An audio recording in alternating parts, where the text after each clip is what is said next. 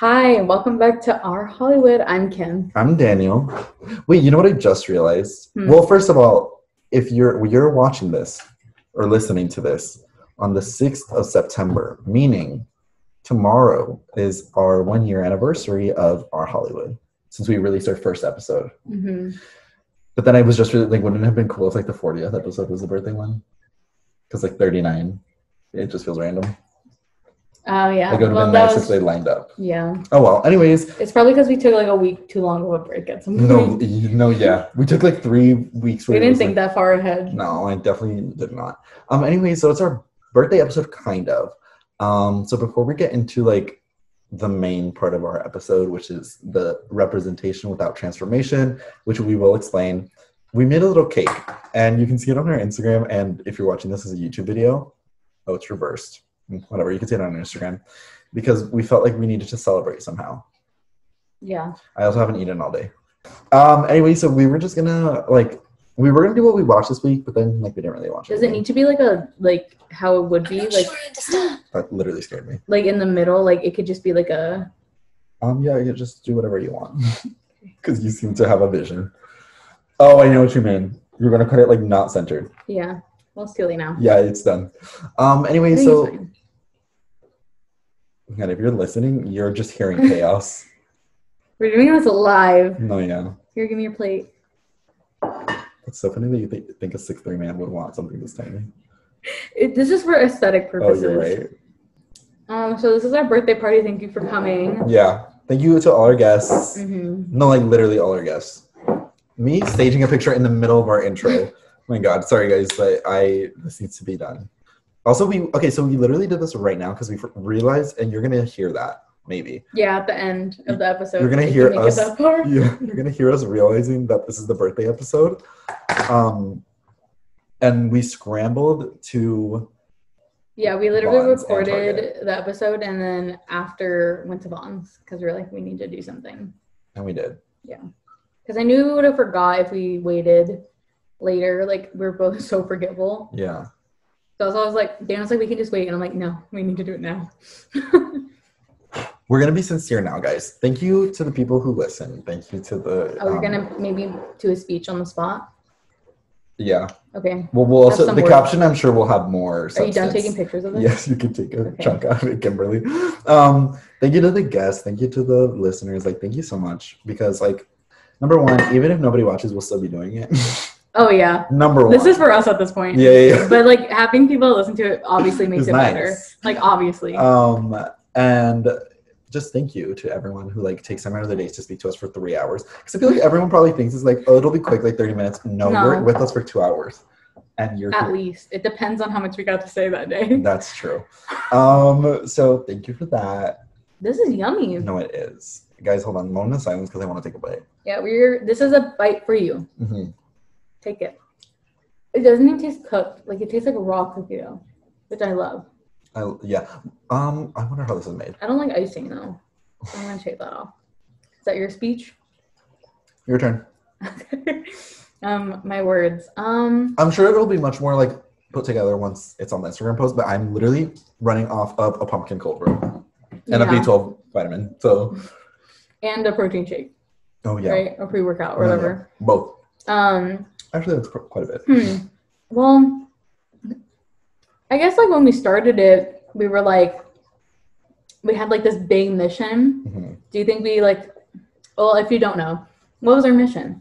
It was... What was our mission? Well, it was just, like, we wanted to, like, build a community of people. Oh. And, like, that was kind of, like, our basis of it. And, like, just, like, making a call to, like, Hollywood to, like, change how it's been, I guess. And it's been, like, really interesting to see, like, even how the industry has changed in the past year. Mm-hmm. And, like, seeing what kind of medias are coming out. Because of like, us. Yeah, our 50 listeners and us have trailblazed. Yeah. But we are in, like, a way. Like, you know, sometimes, like, when things get, like, more popular after, like a really long time. After and they're then, canceled? like, well, I don't think we're going to get canceled. No one can cancel us because no one is stopping. Unless we stop being friends. We might because we're going to live together. I'm scared. I don't know. No offense. I feel fine. I feel like you're living with a better version of myself. Okay. So I think I'll be fine. Anyways, so I think when That was this really happened sweet. for me, yeah, it's good though. Mm-hmm. What is going on? When this started for me, I was just like, You want cake? Can you say happy birthday to our Hollywood? Happy birthday, our Hollywood. Thank you guys. That was my brother saying happy birthday. Anyways. I don't know if you heard him, but They can pretend. Okay. Use their imaginations. Anyways, like when this started for me, I was just like in a really sad spot because it was like, well, because it was like no, I didn't think you were gonna get serious. Well, I thought it was supposed to be serious. It is. I was just so hungry that I was just like, yeah. He was like because my third slice. Well, they're barely slices, but yeah, I did a really small slice. Anyways, so I was like in a really bad spot. Like when we started this, not like a bad spot, but I was just like, what can we do? Like I was like spiraling. I was like, okay, like oh yeah, what was happening? What was going on September 2020? Oh, well, we planned this for like a month, I think. Oh my god, it's because we did the other one first. Yeah, so we were like, no more. Yeah, we were like, it feels like we're putting out negative energy, so let's do something that does positive energy. Yeah. And I didn't know how you were gonna feel about that, but you had like the same, like you were also feeling the same way. So I don't want to do it anymore. It was like, I was like, okay, then like I think this is what we need to do. Moved on from that would not have gone far, but I feel really good about what we did here. Like I was like, well, when in September I was like, what? It was like 4 months into the pandemic, 5 months in the pandemic, or something like that. Yeah. And I graduated college with a film and TV degree in an industry that wasn't moving at all at the time, and I was like freaking out because it was like the first time in my life where I literally had no choice but to not do anything because I'm very much a type of person that likes to stay busy. She's playing with the frosting with her fingers. Because I'm getting nervous about being anxious. I don't care. I'm getting anxious about being vulnerable. Oh, okay. So let me play with my food. But yeah, it was just like it was like the first time in my life where I had to like pump the brakes and like actually deal with how I was feeling.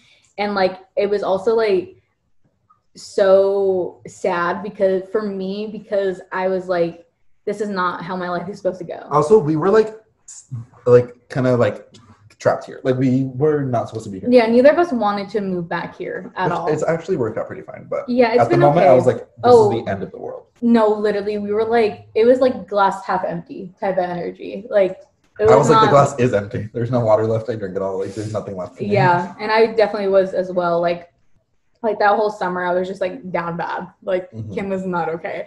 So I was just like feeling sorry for myself, and then I was like, okay, we had a couple months to feel sorry for ourselves. Like, what are we gonna do? Because we're both like very motivated people. Like, we don't we're like sharks. We gotta keep moving. Like that kind of Sharpay for some reason. Also Sharpay. Yeah. So both. I feel like we both have qualities of each thing that I mentioned. Yeah.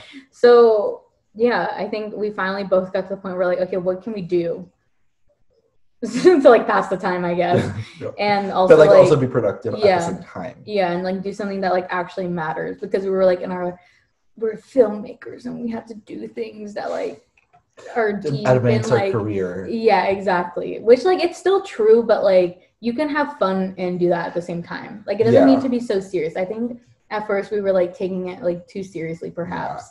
Like we were like business. No, we were. Yeah, it was out of control. Now like, I'm just like, hi guys, welcome. No, literally, and if you listen to like our old ones, like we had like such hot takes. Like we were like, we thought we were like breaking news, like journalists, and it's like. And now, but it's actually really interesting to see how like at first we saw like took things from the beginning, and then also like towards the end, oh my god, that sounds so ominous. Like right now our episodes are like, oh, you can actually take things and still like them, which is back then I'm like, I actually hate this iconic famous movie because they don't like women in this one part. Like it's literally that's how our takes were. So it was like cool to like grow with the podcast. I feel like it's really helped me also just like like you said, like digest movies, like still enjoy them, but like also be critical at the same time. Like I'm still learning it like as we do it, but it's been like really nice, I think. And like meeting like a lot more people. Oh my god, like, that's what I was gonna think. Yeah, it's so fun, and like all of our guests have been like genuinely so great. Like there's been zero regrets. No, there's been also zero issues. I thought by now like drama or something. Like I thought like somehow like somebody was gonna get upset with something. But no, people are nothing. At least they didn't tell us. Oh my god, maybe. It's okay. Well, I don't feel like any of my relationships have changed. If anything, they've gotten better with like yeah, the people that I agree. And like we've invited. Yeah, and also like I feel like I made so many friends, but then when I think about it, I'm like, I haven't met half these people in real life. Mm-hmm. Like I literally, there's some people that I would consider like close friends, and I never have met them. I know, but it's so because crazy. of the podcast that like I'm like, oh my god, we're like besties now, and I've literally never met you in real life. Mm-hmm. That's so fun. I can't wait to be back in LA. I know. Like, Well, it's gonna be sooner. It's gonna be sooner than we thought. It's actually kind of scary. Yeah. I feel like now that we got the hang of like how to be hosts, I feel like it'll be so much better for when we start doing these like in person. I was just about to say, because I was like, in person, it's gonna be like so much better. Oh my god, I can't wait. Because I feel like if we had done them in person when we first started, mess. Chaos. Oh god, we would have destroyed friendships. Like that, the drama would have been ensued. Whereas now I can feel like we could be both super friendly and super professional in the same way. Mm-hmm. Whereas before, I think we would try to have been one or the other, and then like. So we have accomplished like what we want to do. Like we've been like more professional and like learned how to like speak more professionally. Remember we have the spiral at the end of season 2? Yeah, I do. Yeah. I clearly remember that. Yeah, spiral. I can't even listen to that episode because I'm just like, oh god, so cringe. We were not okay. But it's good to have that. It's good to have that, and like and also I think to have it documented. Yeah, and when we came back from season 3, I think like you could see like a definite change. Season 3 is like the best so far. Not in terms of guests. I just mean like in terms of like of us. Yeah. And like how we approach things. Yeah. So maybe we should invite back guests. Cool. I feel like by season 4 we'll be able to like do that thing where it's like the All-Stars, like the have fun. Oh my god, All-Star fucking. And I want to do another round table. Yeah. I want to do like an LGBTQ plus round table, maybe for Pride Month next year. Yeah. We can like start planning things like around months and stuff, so it's like relevant to like the time and stuff like that. I feel like once we're like if we're living together, like it'll be easier to plan. Mm-hmm. And we'll be meeting a lot more people. Yeah. Like as like that's so fun. Oh yeah, I'm so excited.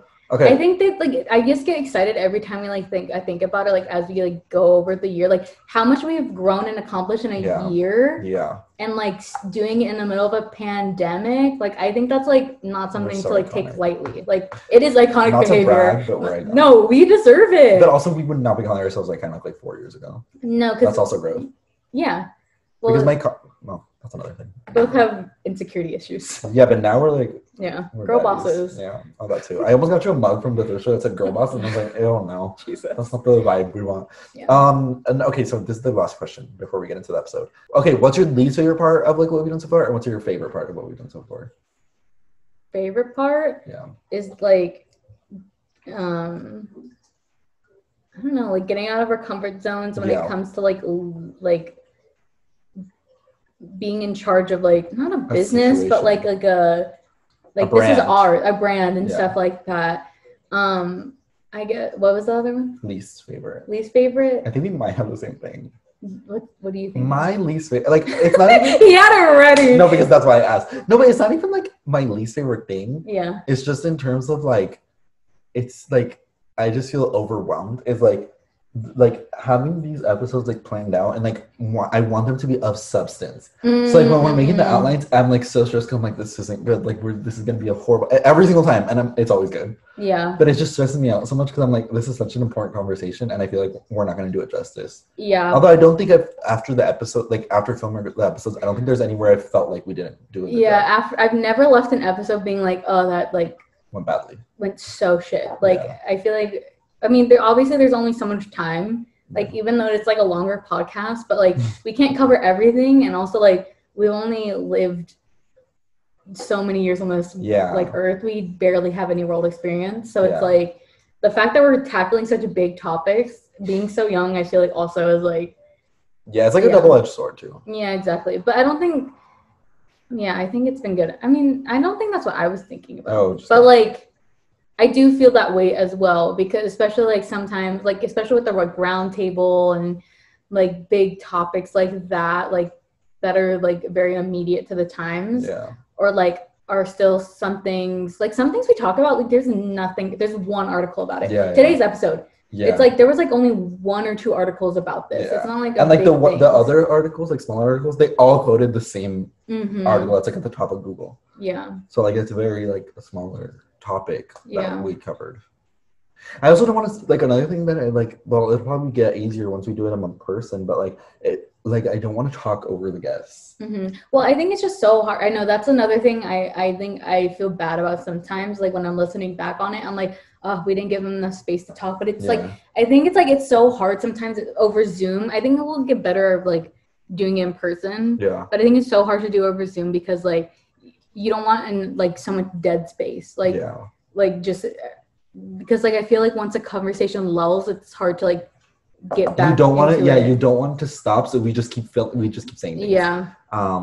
It's not like we're saying nothing, but like we just don't want the conversation to die, because sometimes I feel like, especially when you're in the heat of like a big conversation that's like kind of deep, when it like everyone takes like a beat, like on a podcast, like at least for me, maybe because it's like ADHD brain, like I'm like, okay, like I lost focus, I don't know how to get back. If all else fails, I do a joke.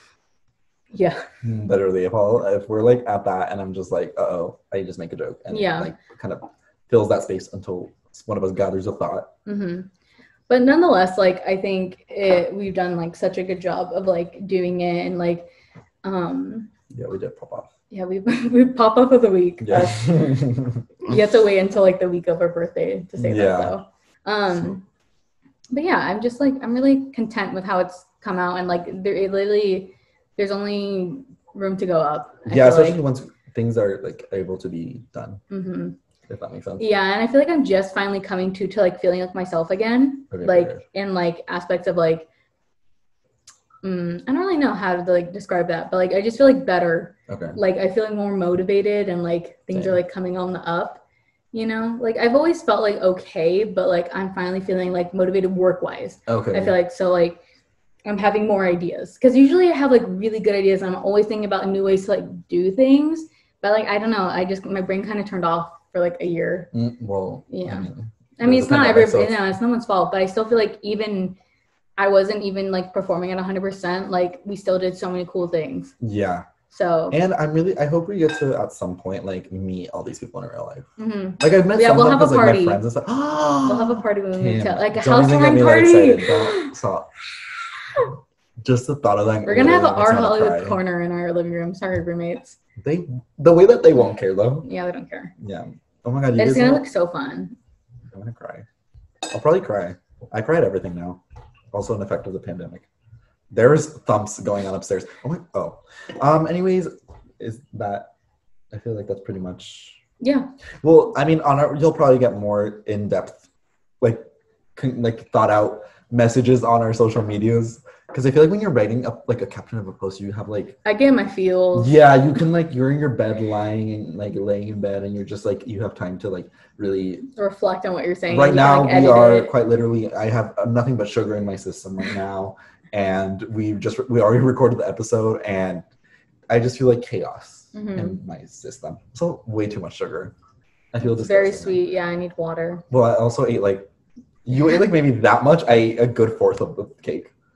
I should have eaten dinner instead. Anyways, guys, again, thank you so much for everything. I didn't even realize you ate that much. I just kept eating when you were talking. I think it was like nervous, hungry eating.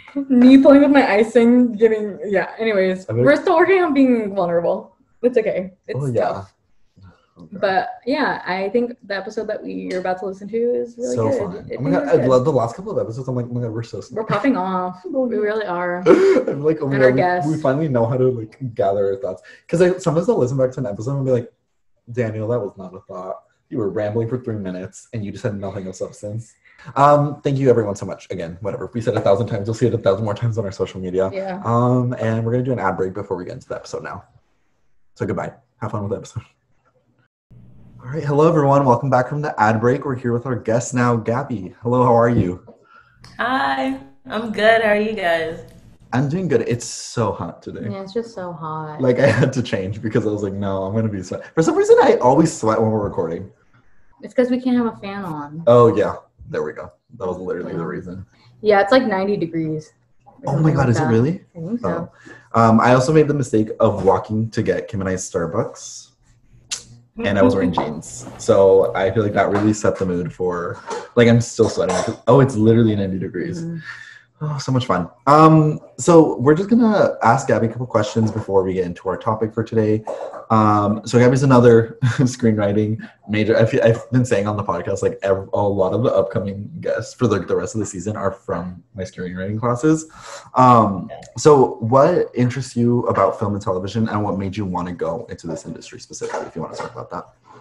At first, when I first got the bug, it was "Don't shoot me" Glee. I was a huge Gleek, and I experienced my first hiatus where I would have to wait, and then I used that time to start another show, and then another, and then another, and it just kind of became a thing.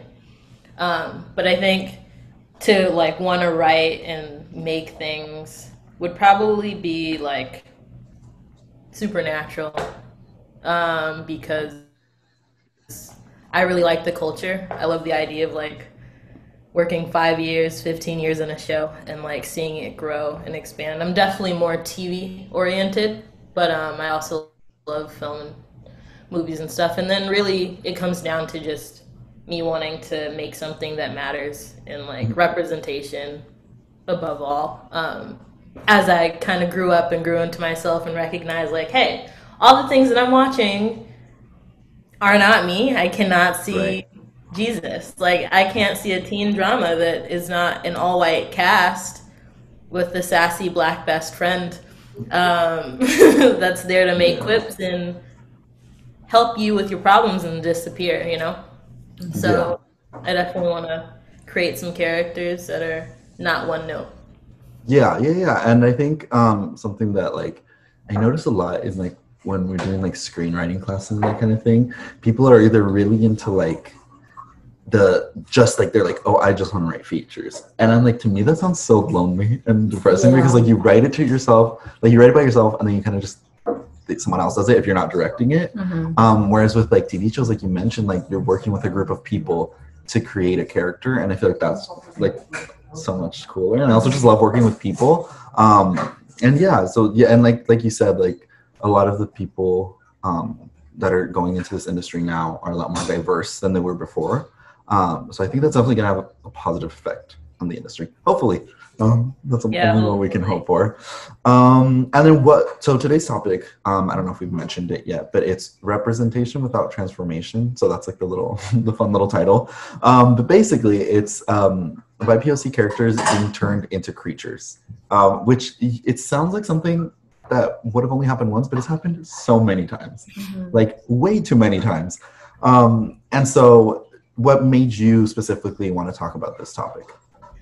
Ooh, I was really close to choosing bisexuals on TV. Almost got me, but this one, when I saw it at the bottom of the list, I'm like, that's me. I've been steaming on talking about this since Soul came out.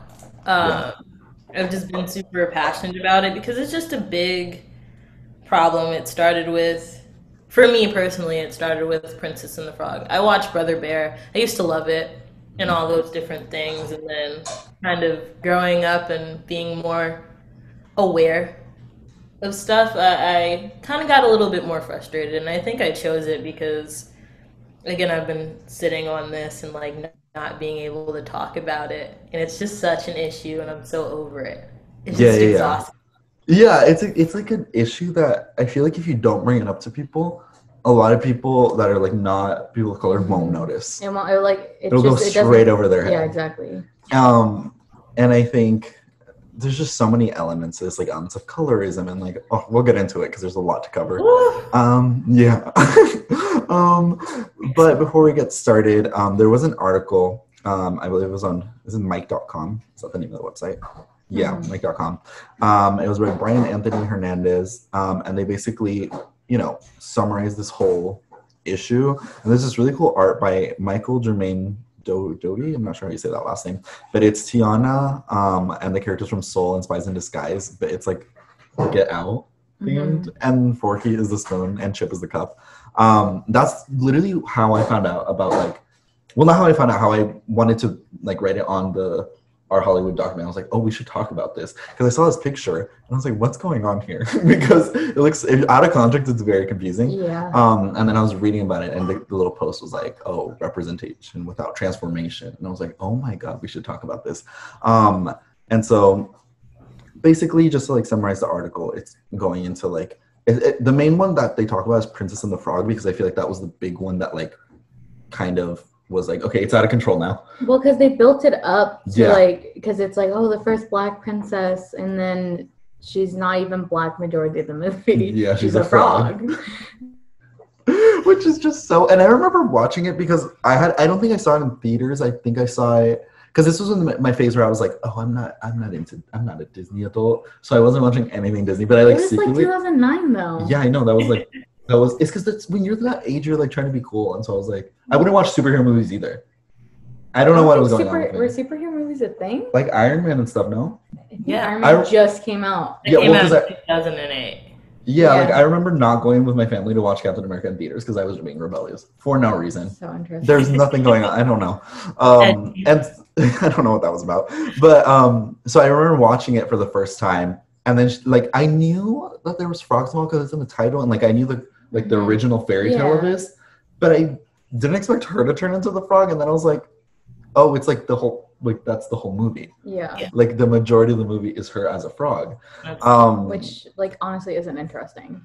It's not, especially because the amount of time that we get with Tiana when she's a human, incredible, like so much more interesting than the whole crocodile animal singing storyline, in my opinion. Like we already had Lion King. We don't need more. And like Lion King is like kind of untouchable. Yeah. So. As we saw with the live action one. Yeah. Well, quote unquote live action.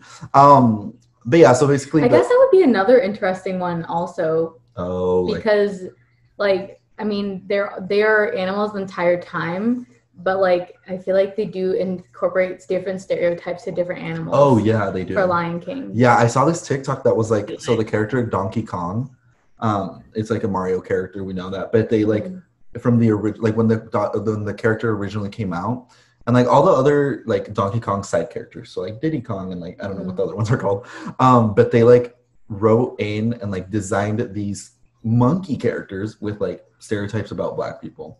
And there's the guy that was talking about the TikTok, he was like, why did no one say that this was wrong? Yeah. And they're just like still like Donkey Kong and all the other characters are still like with all the stereotypes to this day. They're built into the character now. For Lion King, I was thinking about Rafiki.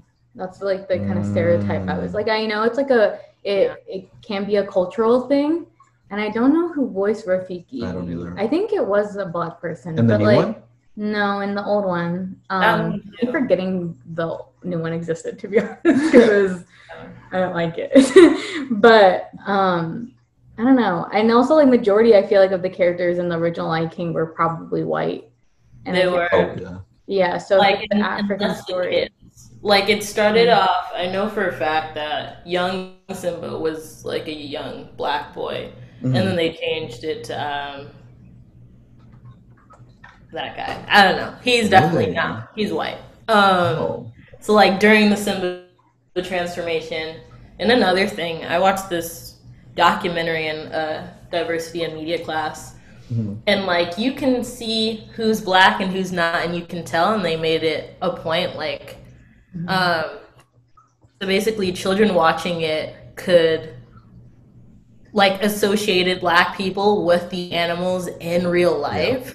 Watching the hyenas because of their laughter and like their loudness and all these different traits that they had. And I think most of the hyenas were Black. And then I remember someone in the doc saying like a kid was at a park and a group of Black people were like laughing, and then the little white kid was like, oh look, hyenas. To like in reaction to them, and I was like, oh, that is exactly why it's so important to be informed when you're creating things, and it does affect like your perception of people. And they were animals the whole film. So like imagine going from human to animal. Yeah, because that it's like they had it, they were right there. They had the idea and then they just reverted on it. And like you mentioned, like with the whole aspect of these are kids' movies. The kids are the ones that are going to internalize this. They are not critically thinking about movies. They're children. Like they're just watching for the animals and the princesses and the like little cute characters, but they're not. They're just internalizing all the like the microaggressions that are going on in the film. And like I didn't know Matthew Broderick was Simba. I didn't know that. Well, Whoopi Goldberg was like the main hyena. She voiced the main one. I don't know. I don't remember the names of the hyenas, but there is, Anyways, I just thought about that one. I thought that was interesting, and I thought that was, like what you said, like that makes 100% sense because I remember thinking about that, like unlocked a memory. But yeah, and then also another thing that another article mentioned on Tor.com by Andrew Tejada, they said once the characters assume their new forms, the film no longer has to deal with the individual issues and challenges tied to their identities. And I think that like perfectly sums up the biggest issue with all of these movies that we'll start getting into, and it's that it's such an easy way out for these people to make these movies because now they don't have to talk about any of the complicated aspects of being different races, different ethnicities. They can ignore it now because now they're a llama, or now they're a bear, or now they're a frog, and they can just completely gloss over it. And I think also like the movies that we're going to talk about, I feel like people like there's a lot of them are so beloved that like I feel like if you're not like so specifically aware of this issue, it'll like kind of go over your head, even though it's literally being done like so often. And like even I remember we're not going to talk about this one this much, but like even like Coco and those kind of movies, like he's only a little boy of color for like a certain amount of time, and then he turns into a skeleton, which is not like a creature, but they're still taking away like literally his like skin color for a majority of the movie. And it's just I don't know. And I do think an aspect of this is because the company thinks that like they won't be able to sell toys with like like people wouldn't be able to identify with them if they were in their ethnic form, and it's like that means you're not doing a good job of writing if people can't identify with your main character. Anyway, so we're gonna start with Emperor's New Groove, which was released in the year 2000.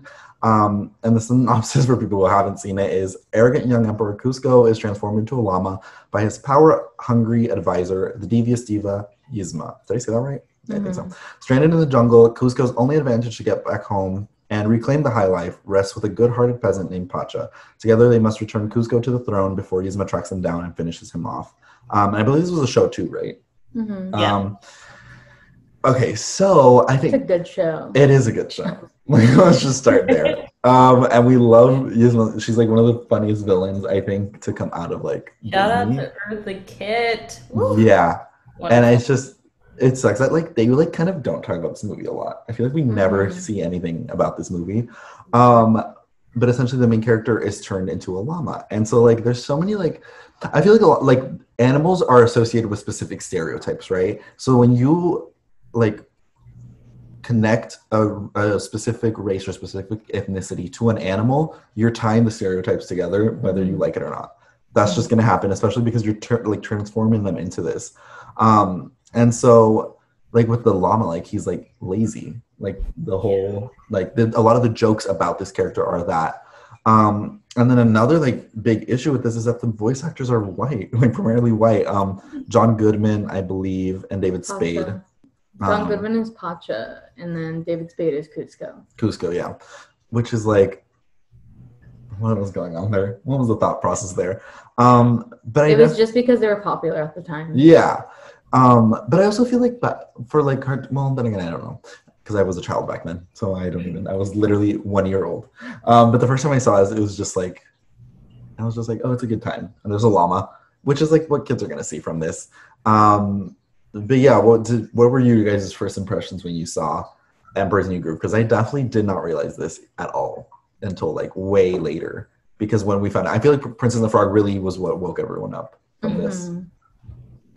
Well, I think it was because we probably didn't realize it as strong as because Cusco was already unlikable. Yeah. So you didn't really care as much if you like about the llama story, at least in like my head, because it was like, oh, it makes sense. Like he's like a mean person, so he has to like change his physical form to like take away all of that, like his royalty and stuff, to like learn to be like a good person. Yeah. But for us, when it happens to Tiana, it's just like, just lore, you know? I mean, I guess it was like supposed to be a sort of lesson as well, but for Tiana, I was like, she was already a good person. Like, she didn't need to like be taken away her physical form. So like, I think that's why with Cusco, it went over people's heads a lot more, at least in my head. No, yeah, that makes sense. And I also think, well, because this one takes place in like the Inca, like that's like the setting and the time period for this. So already there's like We already don't know much about that. Yeah. Like they literally could have. It was basically like a mystical place for a lot of people because at that time, especially in the 2000s, like we barely had the internet and we barely had like knowledge beyond like classroom settings. So the amount that people knew about these ancient civilizations was so minimal. I don't think anybody really questioned what they were doing with the characters, if it was disrespectful or not. It just wasn't on people's radar, which doesn't make it okay. Like Disney had the resources to. If anyone has the resources, it's Disney. Yeah. 100%. Like I think that, especially, I'm going to come back to this when talking about Brother Bear too, but it's this stereotype of savages or savagery or making someone's culture out to be so othered that like they aren't looked at as like human. So it's easy to transform differences in that culture to something that's foreign and animal. So they do. And that doesn't even give us room to learn more about them. Like you were saying, it's just a coward's way out of not having to inform themselves and not have to put in the work or the resources that we all know that they have to make a good movie. Like, it's a good movie, but I also value substance. I want something that lasts. I think it still has some substance. There are other themes there that I think matter. It's a hilarious movie. Like, I would be lying if like David Spade didn't have like amazing comedic timing at the time. Like as his like career kind of like progressed after this, like he definitely was like one of those comedians that says things for shock factor. But at this time of the movie, like it was just like, like you could see their chemistry like beyond their characters, I guess. And I think that's why. And these two actors were so popular at the time. Like it was like a big deal to see that, but like they just made it a comedy movie and didn't respect the culture that they were like talking about, which is the issue. That we. Like, I honestly like. I don't think my mom's literally Ecuadorian. Like this is like she grew up in this area, and when I watched this as a kid, not once did I even catch that they were like Incan, like that this were. And it's like in the jewelry, like they don't take advantage of that setting at all. And I'm sure they like could have gone into like the cultural things of it deeper and like actually taught kids something about a culture that was like accurate. But they just chose to make it just simply a comedy movie. So what a waste of a setting. I know, and I know, like, it's always like, well, it's a kid's movie, who cares? But, like, kids are sponges, and they'll internalize it one way or another. Okay, well, I don't think there's, too much to say about Emperor's New Groove, because, again, there's not really much there. It's just kind of, like, straightforward movie, but it was just worth mentioning, because I feel like it's the earliest example of this that we could find. And then we move on to Brother Bear, which was released in 2003. This used to be one of my favorite movies. I had it on VHS and like I used it. Like I made sure that VHS we were getting my parents' money's worth. And so for anyone who hasn't seen this movie, first of all, go watch it. But also like the synopsis is an Inuit boy named Kenai. Is that how you say it? Kenai? Yeah. Pursues a bear in revenge for a fight that he provoked in which his older brother Sick gets killed. He tracks down the bear and kills it, but the spirits incensed by this unnecessary death change Kenai into a bear himself as a punishment. In order to be human again, Kenai must travel to the mountain where the northern lights touch the earth. On his way, Kenai is joined by a bear cub and learns to see through another's eyes, feel through another's heart, and discovers the true meaning of brotherhood. Also, I think this movie, I like cried every single time it ended, even though I knew what was coming. I just remember the ending right now as I was reading that because I literally forgot how it ended. But they're turning. Okay, so let's get into the transformation of this movie. So essentially, the character is from a tribe. Like it's a knave character, and they transform him into a bear, like literally a bear. And there's so many like stereotypes associated with bears as animals. They're considered like aggressive. They're considered like sort of just like angry creatures. And I know like it's weird because in some movies I feel like they turn them into these like teddy bear kind of things. Whereas in Brother Bear, like it's like a lot different, especially because it starts off with the fight with the bear that is like That scared the shit out of me when I was a kid. Like, I was already a scaredy cat when I was like, I was such a scaredy cat. Like, I remember, because I used to live on the East Coast, so we would go to Disney World. And I remember I literally couldn't even go on the safari. Like, I was so terrified of, like, safari animals for, like, some reason. Yeah. I think it's just because they were big. Yeah, it's literally just because they're larger than me. Like, I was scared of, and like, I was scared of my golden retriever that we had as a kid. Like, if anything was just taller than me, I was, like, terrified. Right. And I rewatched it, like, because I'm an adult now and I don't get scared as easily. And like, it's like a really touching movie towards the end, but the transformation part of it and like what it implies is like watching it back as an adult, you're like, I don't know. And then also, once again, these are non-Indigenous voice actors. Joaquin Phoenix and Rick Moranis, I think, are the main actors that voice the characters. But yeah, it's another version of like this quote unquote savage man turned into an animal. And it's just like, really, guys? Yeah. Like, I get the whole idea of like, like putting someone in someone else's shoes to like learn a lesson. Mm-hmm. But I just feel like with all the different elements at play here, this was not the best way to do it. Well, also you have to think like, especially because Disney is an American company and we already took all this land from Native people, right? And I feel like this movie and then Pocahontas as well, every time we're like kind of like the Native Americans are trying to fight for something or like banding together, or like it's a very intense movie of the film. The music that's associated with it is like really heavy, and if for kids it's scary. Like I remember every time I was like, I don't like this deep thumping music. Like it is scary, it's like because that's what we're taught. Like it's just ingrained to us that this is bad. Like the imagery between both of them is just like, it's like night and day. So it makes you feel scared of them. So it's just enforcing this thing that Native Americans are dangerous people and they're savages, and that is disgusting that we're teaching children that. And like, and I think also like the whole cultural aspects of like the spirits, which is a lot of like the religion of Native Americans. Like you took their land first, and now you're taking their stories, and you're not giving them any like.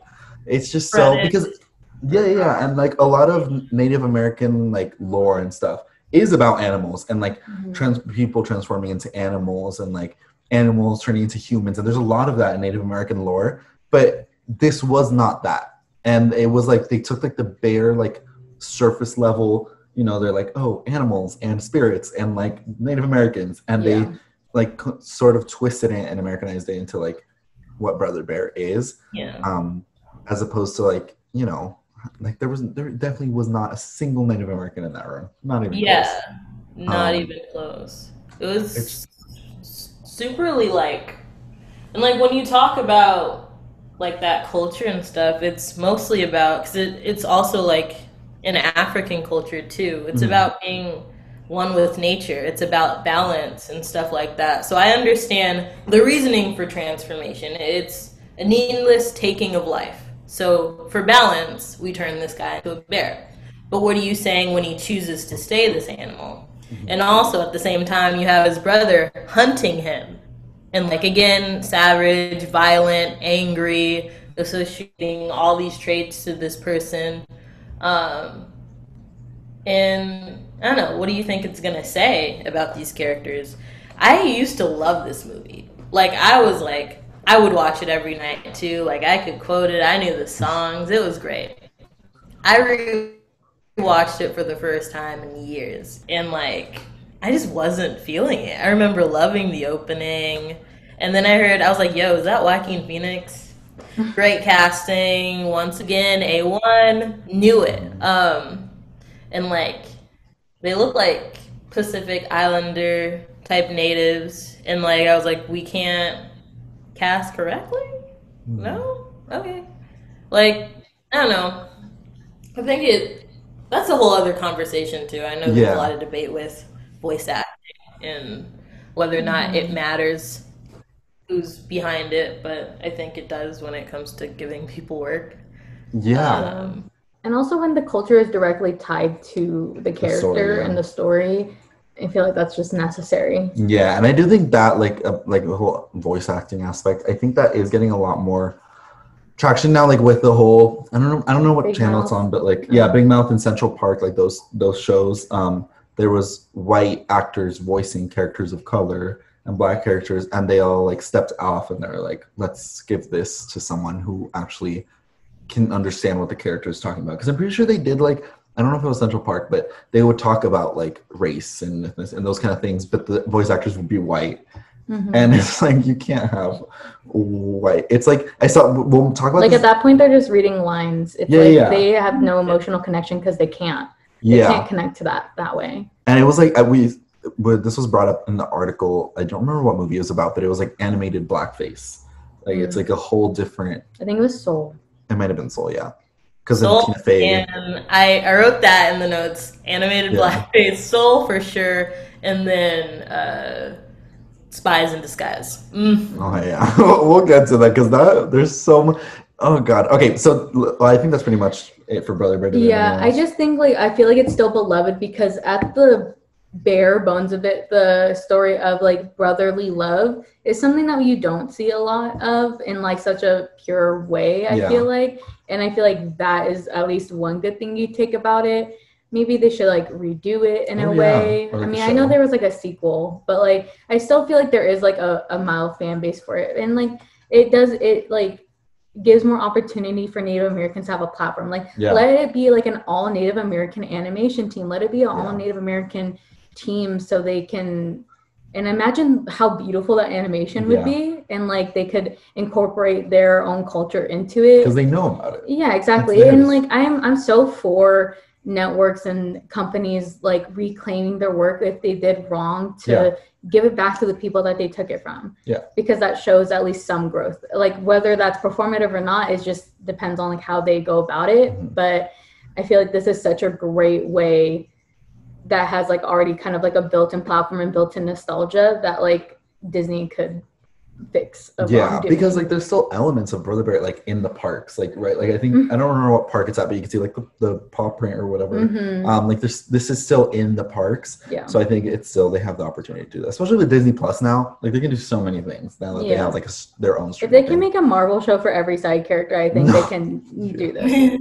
Literally, it's like one for every single side character and the new ones. Yeah, and then they're gonna open a multiverse. Like you guys can make a Brother Bear and like give it to Inuit people. Please shout out to the Bear Extended Universe, please.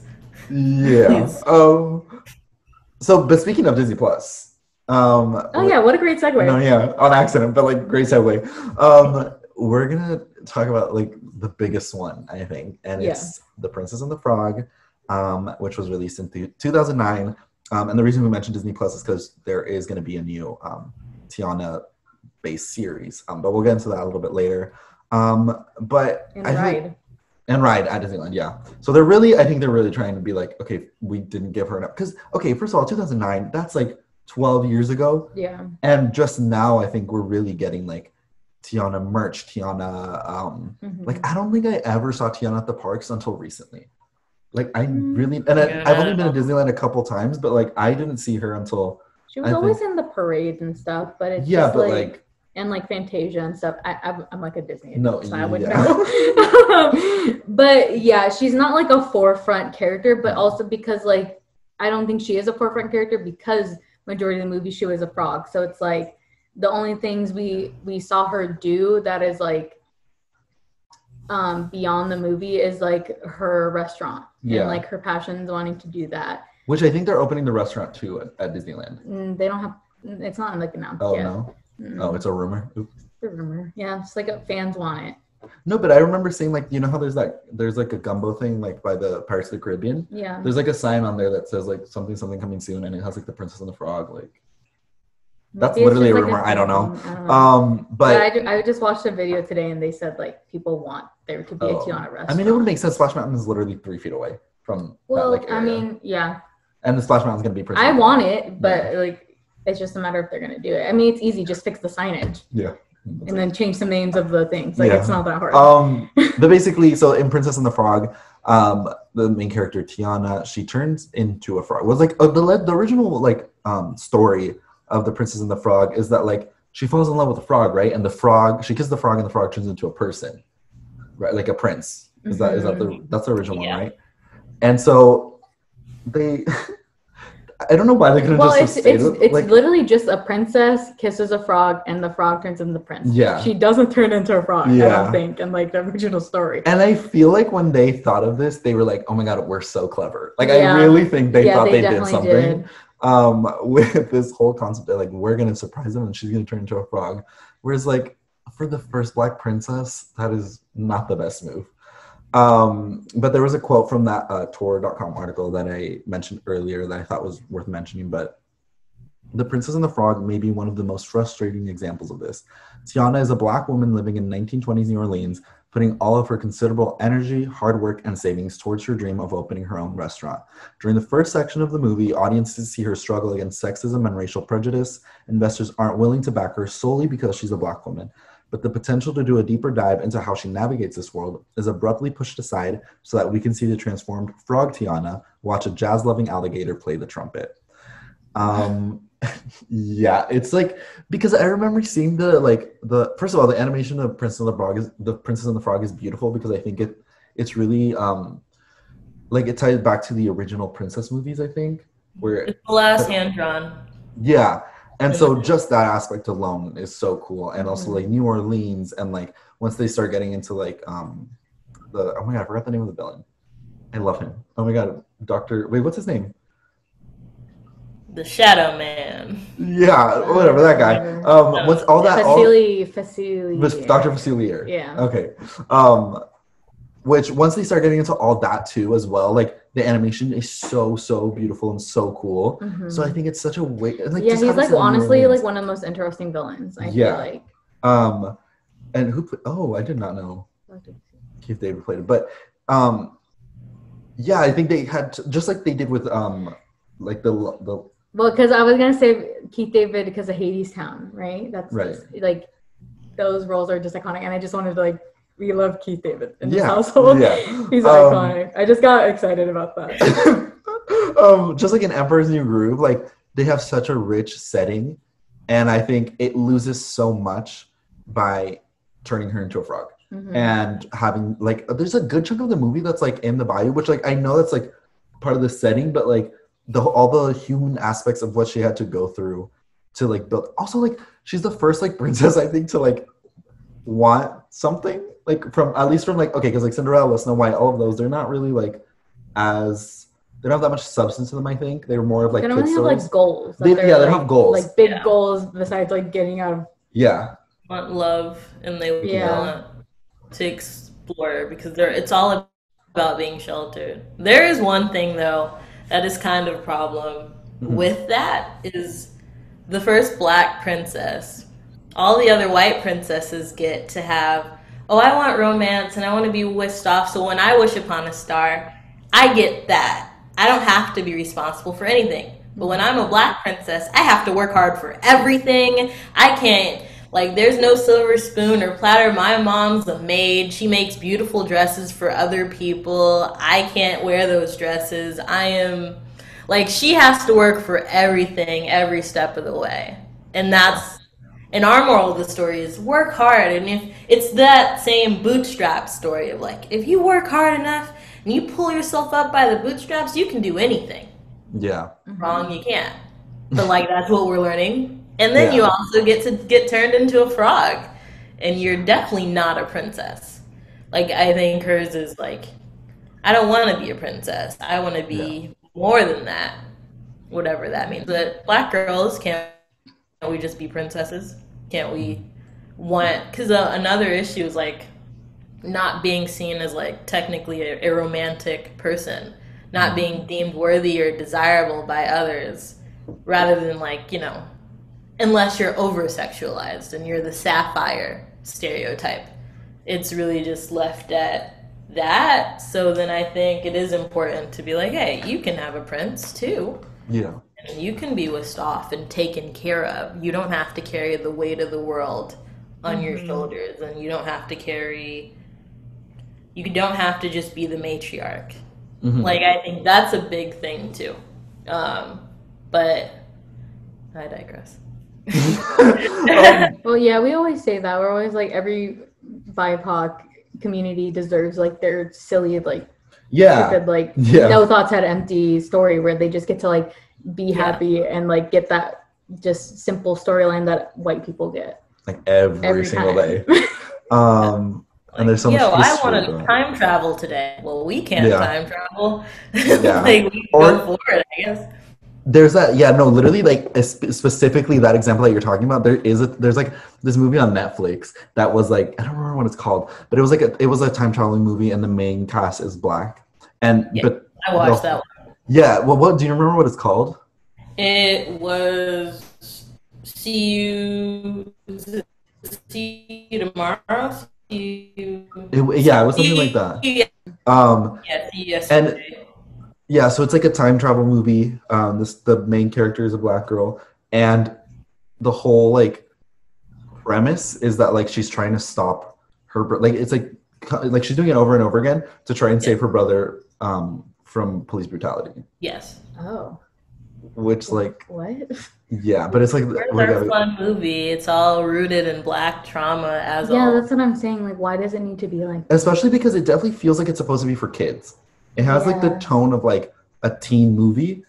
I've never heard about that movie. That is jarring as fuck. Yeah. Like you just said. It's like Back to the Future with black trauma. Yeah, and it's like over and over again. Yeah. Like, that is awful. It could be like triggering and traumatizing to people as well. Yeah. Like if it's not like blatant, like what's going on. I mean, I don't, like it shouldn't be in there in the first place. I don't think like we see it enough in like day-to-day life. Like why does it need to always be translated to it? Like why do you need to like add it to the story? Yeah. When it there could be something completely different that doesn't have to do with black trauma. But yeah, anyway, like tying that back to like Prince and the Frog, it feels like general, I don't even know how to say this, but like I feel like people think, and by people I mean like white people who are executives and in charge of everything, they think that when you tell a story about a specific race, a specific ethnicity, they're like, oh well, it has to be about like, they have to be okay, like they have to submit to like the white gaze, like an acceptable black person, whatever they think that is. Yeah.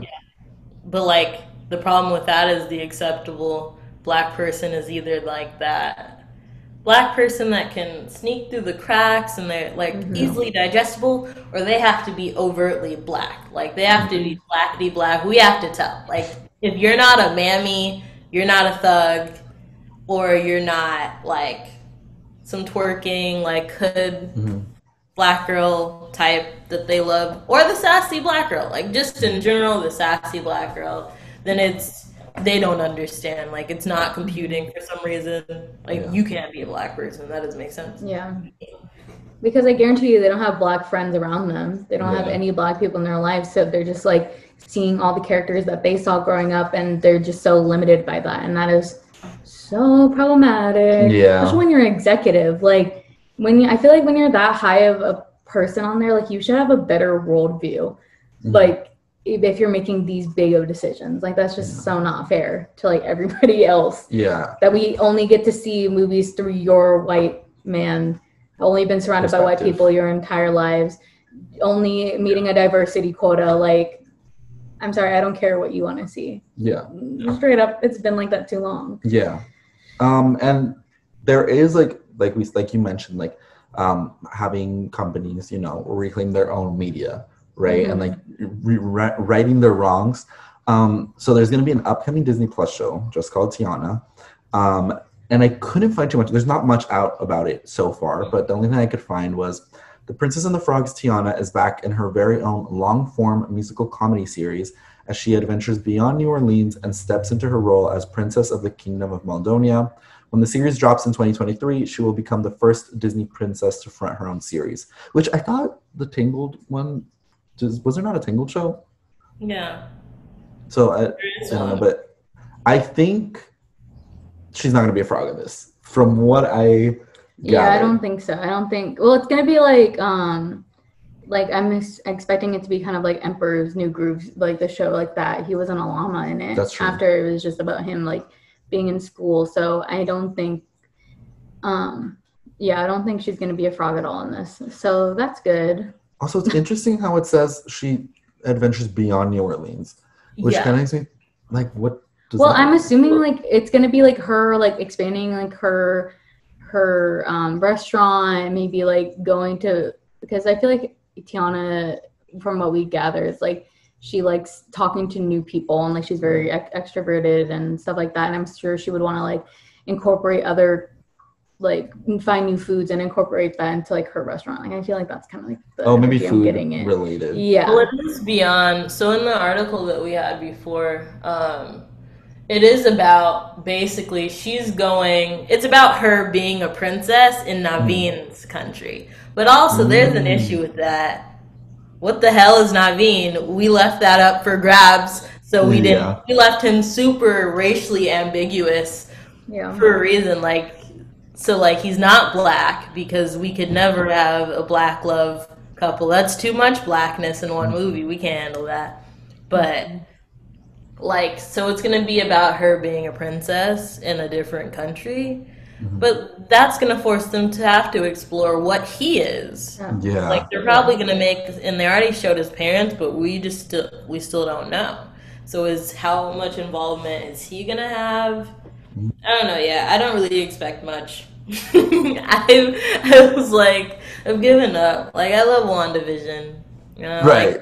But yeah, so for Princess and the Frog, I guess we'll have to. It seems like Disney's really trying to like. Well, do you want? Well, I'm gonna talk about the ride.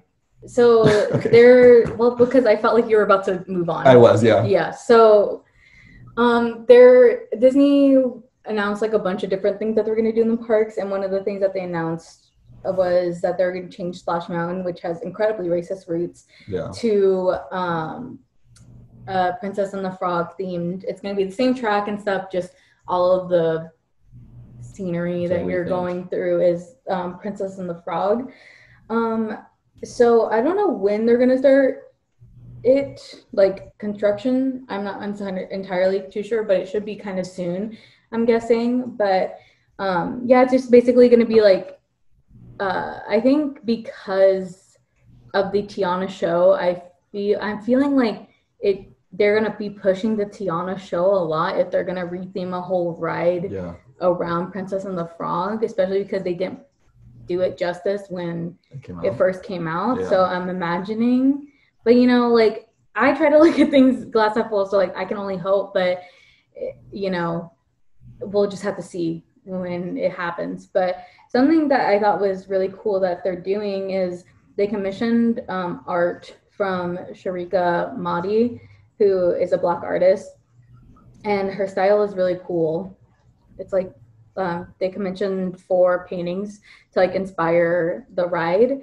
I'm hoping they like take this theme, which I feel like is very New Orleans based and like inspired. Wait, so is the art for? It's just like to inspire the ride. Like they're like coming up with like what it's gonna look like, and they commissioned her to like basically get inspo for like what's going on. So I think that's good. But like as we've seen before, even if you have cultural consultants and stuff, at the end of the day, the Imagineers or whoever is okaying the ride is ultimately the last person to say. So we'll just have to wait and see. But I hope they do it justice. You can only hope at that point. Yeah. It just sucks because I feel like with Princess and the Frog and like Tiana as a character, it's like there was so much opportunity here, I think, and I just don't think they did things in the right way. No, they almost never do when it comes to POCs. Like that's so true. So, but I guess we'll have to see. There's a lot. I feel it seems like we're gonna get a lot of new Tiana content coming up. Like what I said before, like writing, like all you can hope for is that they right their wrongs, and you just have to wait. And that's the only hard part, is that it's just a waiting game. And also with how Disney is so secretive at times, like by the time we get there, it's just like, okay, like what are we supposed to do with it if it's shitty? Like, but I think another thing about it is like it seems like Disney, the way they're looking at it is like, oh, Black Princess, check, instead of like another Black, like why can't there be multiple Black princesses? It seems like they wanted like one to use, and they're like, when there's like 6, 7 white princesses, they're like, well, this is the one Black princess check, like we mark that off, move on to the next culture. Like Yeah. it seems like to make another Black Princess. What's the issue? Like It just takes so long to make their movies. Well, I No, get it yeah. because it's animated, but yeah, like, yeah. So, But even that, they announce things like years ahead of time. mhm. Like there's like movies that aren't going to be coming out for 6. Like they announced like the 10 years of Marvel. yeah, like we don't need any more live adaptations. Make more original content Yeah. about the same races that you've already checked off your list. Like, Yeah. why does it need to be a checklist? Yeah. But yeah, so that's pretty much Princess and the Frog. The next one we have is a movie that just came out, is Soul. So it was released on Disney Plus, which I think it was during the pandemic. And so they were really testing out. This is a whole other thing with Disney. They're using like the stories about people of color to test things out, like with Shang-Chi and like all those things, like, which is a whole other issue. But so they put it on Disney Plus to kind of, I don't even know why they did that, just to kind of test to see if people would watch it. Well, it's because they're losing money, so they're just trying to make money back. Yeah. Yeah. But the synopsis is Joe is a middle school band teacher whose life hasn't quite gone the way he expected. His true passion is jazz, and he's good. But when he travels to another realm to help someone find their passion, he soon discovers what it means to have soul. And so he like, there's some point in the movie, which I remember, I knew what it was about, but like it still surprised me when he like went into a coma. I was like, oh my god! But I've never watched this movie. It's kind of like, it feels more adult. Like it's definitely for adults. It's not. It just not as much as a kid movie. Well, because when I asked my friend, I was like, "What is it about?" And she told me, I was like, "I'm feeling a little too existential to be watching this movie at this time." Like, I don't think they marketed it well enough because I feel like sometimes subjects like this, when it comes to like in between lives or like what happens, you know, after we leave Earth, like I feel like sometimes that can like trigger something within people. So like, I didn't know that. I almost started the movie and I would have fucking spiraled for like months after that, and that wouldn't have been good for me. So but essentially that's what a me thing though. What happens is like, so when he goes into the coma, he like falls into a pothole or something, and the other realm or whatever, like whatever it is, the beyond, they're like these little like blue like spirit creatures, like Scooby-Doo. Kind of. Yeah, like like the live action Scooby-Doo, like when they come out of the body, like what those kind of things are. They're like blue, and they don't have any like discernible qualities except for like their face, which is like something that they kept, which was I don't know, take with that as you will. But again, like you see him as a black man for the first 10 minutes of the movie. And then he's in this universe with a bunch of little blue creatures. And I think it's like another 30 minutes before we get back to Earth. Yeah. And then once we get back to Earth, oh my God, it's like, he like, I don't remember. He turns into a cat. He like, no, so they like when they're coming back, like, okay, so he's helping this soul called 22, voiced by Tina Fey. And so they're jumping, so like with the way they get back to Earth, there's like this big hole, and they like jump back, and it like sends you to Earth to find your like body or whatever. I don't know. So literally Scooby-Doo. Scooby-Doo. They're in their own bodies. And so 22 ends up in Joe's body, and Joe ends up in the body of a cat. And then the cat is like still, the spirit of the cat is like still up there or whatever. And so then 22 is like running around in Joe's body, and Joe is as a cat for like a good chunk of the movie, which I feel like I didn't even know this happened until I watched the movie. I thought it was all about like the little blue creatures. I don't know. Yeah, that's what I thought. I thought it was like Inside Out, kind of. No, there's a good chunk of the movie where he's a cat. Again, it's not even his body. Yeah. And that's my big problem. When I first heard the movie came out, I was like, yo, so we're getting it again, but like not an animal. Yeah. Just a figure. And like, we first off, like we sit with him at the beginning of the movie, and then he gets this joke death, and like he's in a coma. It's just, you know, and then he's the soul. And off the bat, when I start the movie, I'm like, okay, so we're back to old tropes. Help the white character. We are there to assist. That is my role. Even though this is my story, my role is to assist them in order to try to get back. Then they get back to Earth, and he becomes a cat, and she's parading in his skin. That is insane to me. The most awkward, cringe-worthy scene was the barbershop. I was impressed with the barbershop all until Tina Fey opened her mouth. because it was a realistic area. Like it was great because all the black characters were casted as black until someone decided, kudos to the guy that pitched this in the writer's room, Latino Faye can do it. It's hilarious. And it's like, come on, man. It was just really awkward, and I hated every... What happens in the barber shop scene? It was just, she was all like, oh, like, I can't remember, so I'm going to summarize this terribly. Yo, that's a fade? Like, is this a fade? Like, they're teaching her about haircuts and, like, black culture.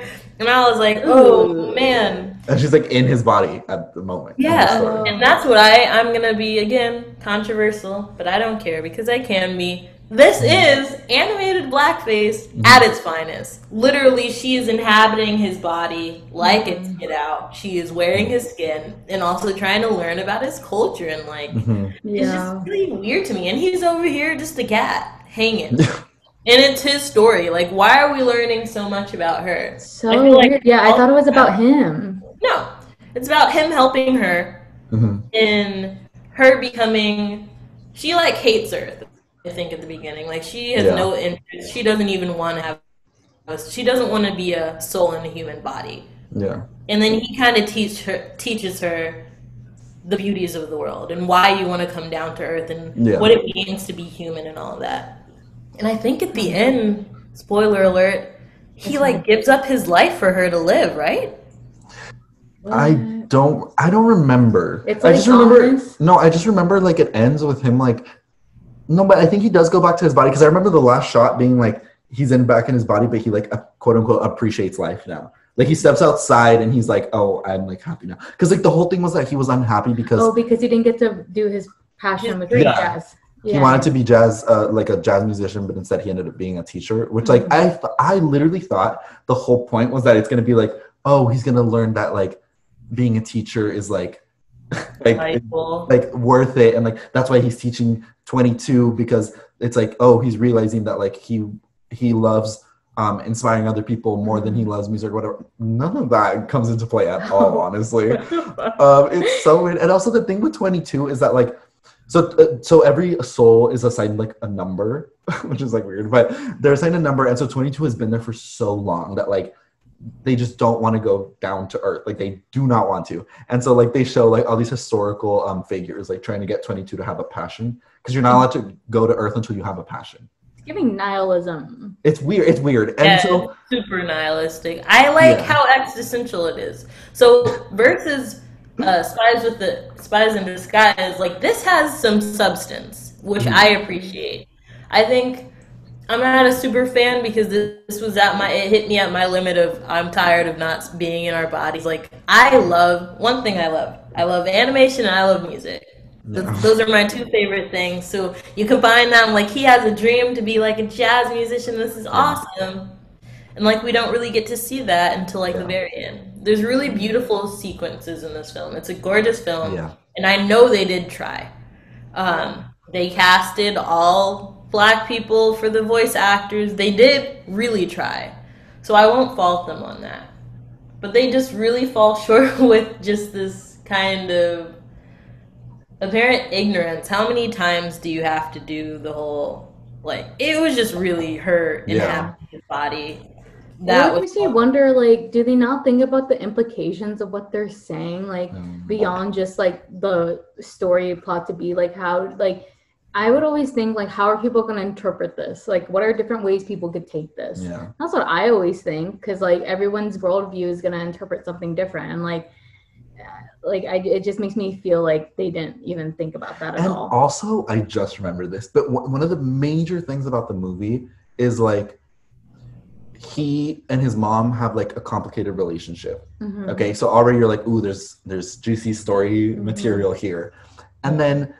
So the mom, like, she's at the I think she works. I don't remember. She's like at the barber shop when they switch body, like when they come back down and 22 is in Joe's body and Joe's as a cat, and Joe, 22 in Joe walks up to the mom and like there's this huge moment of emotional significance, and he's a cat the entire time, and it's like Joe. I mean, 22 is the one that like causes the reconciliation between him and his mom, and I don't think we see the mom again in the movie after this. We hear her voice, don't we? maybe I don't I like for some reason it gets blurry till I don't remember how it ends.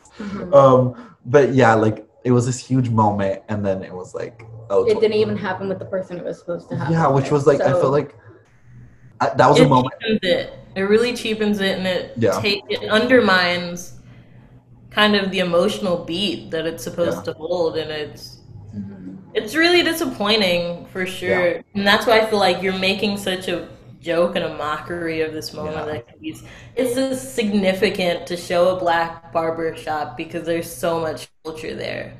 Yeah. And like, again, I appreciate the artists. I saw everything. I saw what they did with that. But I think Tina Fey's presence and that really just shook it, like messed especially because she has a history of using race as a weapon in her writing. Yeah. Like you couldn't have picked another you couldn't have picked another comedian, like, or even like not have the 22 didn't have to be a white woman. Like 22 could have been another I thought it was black a character. boy. Well, it's not. There's like not gender. but like Tina Fey. Yeah, I don't know. Come on. It just feels like there's. I don't know. They could have picked anybody. If it was a genderless role, then they could have picked anybody. I feel like maybe the swap could have worked if number one, it is a joke. The part with the cat is a joke. Like it's literally like the way it's edited is like they cut back to the cat ghost or like spirit still up there, and then cut back to Joe and the cat. But I feel like maybe like if the character of 22 was also black, then you wouldn't have all these weird elements of like a white person in like invasion of the body snatcher. Yeah. Like uncomfortable. Yeah, it's giving Get Out. And the element of the cat, like I don't know. That's just really weird. I don't know. That doesn't sit well like what you guys are saying to me, and like especially with like they were going in such, it seemed like they were going in such a right direction, but like it just fell short. And I think that like that's why I think it is problematic when even in voice acting, when you're casting, like you need to like think about how these characters are interacting with each other and like what those cultural implications are. And if it is like animated blackface, like that's a problem. And like just cast somebody who's black. Yeah, like, I feel all of these were such easy fixes. Yeah. Also, like it's. And I think that's the most frustrating part. Yeah. You know. So. And it really just comes down to this need for like. It's always like, well, I as a white person cannot relate if it is a full cast of people of color. If I don't see myself, then I'm not going to give you money. But why have I been sitting through years of like all white casting? Like I have to hear people go off about Friends, and like I love 90210, and like I started watching Friends, and I'm like, all right, it's fine. I enjoyed it. Well, not gonna lie, but like it's like I have to sit there and watch that, and then I watch. Like I can list. I own a bunch of this stuff because I'm a big TV fanatic. So I own all these shows with all white casts that I've seen throughout the years, and not a black person in sight. Like I can tell, and like I can still find people to relate to. Like it's not about that. And you know, when you have, going back to like our topic, when you have characters that turn into animals, it's supposed to kind of take you away from the humanity of it to relate to. Like when you watch, I read in an article, you watch Zootopia. They're animals the whole time. The way in which they're made for us to relate to them is to humanize them a little bit. They have clothes, they have day-to-day jobs, they have dreams. And then when you do that with human characters, but you turn them into animals, it takes away that kind of humanity. It takes away that relation, and we can't humanize people that are already othered. And like all these people of color are othered in various ways, and this kind of sends it over. And again, it undermines that, and it really gives people a reason to be like, oh, I don't connect to this. So I have to bring in a white voice actor because I can connect with their voice. Yeah. And like at least I know like it's Tina Fey. Like, you know, and I think it's not enough with Jamie Foxx and all these heavy hitters. Yeah. You have to have a white person in the mix. Like it always has to be centered or focused around them, and that's what this movie is. So like I think it's a great movie. It was well made. But I don't like the kudos of like like all the kudos that they get, and I feel like Disney is always trying to pat themselves in the back for doing the bare minimum, and like the things you're supposed to do. It goes to the whole thing of like, these characters are gay, but we will not see it. We will briefly mention it. Yeah. AKA Jungle Cruise, AKA yes, yeah. Beauty and the Beast, blah, blah, blah. I could, list goes on. But it's stuff like that. Being rewarded for doing the bare minimum. Just do your job. Make content that kids can relate to, because that's what it comes down to, you know?